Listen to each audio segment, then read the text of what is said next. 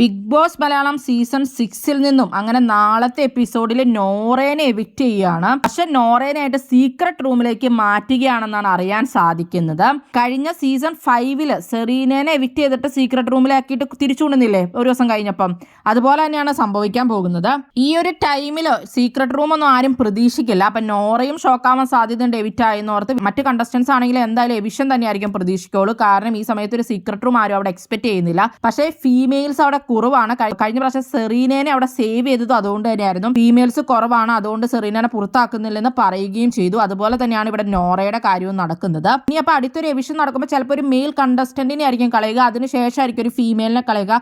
Nora secret റൂമിലായി കഴിയുമ്പോൾ ഇവിടെ ഇരുന്ന കണ്ടസ്റ്റൻസ് പറയുന്ന പ്ലാനിങ്ങും കാര്യങ്ങളെല്ലാം നോറയ്ക്ക് കേൾക്കാൻ പറ്റും.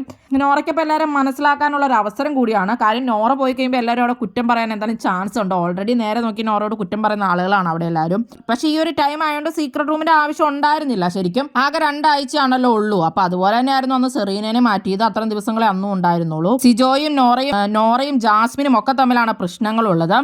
അവരൊക്കെ എന്താണ് പറയുന്നത് എന്നൊക്കെ നോറയ്ക്ക് മനസ്സിലാക്കാൻ പറ്റും. എന്താണ് നോറയ്ക്ക് സീക്രട്ട് റൂം കൊടുത്തതിനെ പറ്റി നിങ്ങളുടെ അഭിപ്രായം? ഇപ്പൊ നോറേനെ എവിക്റ്റ് ചെയ്യുകയായിരുന്നോ വേണ്ടിയിരുന്നത്?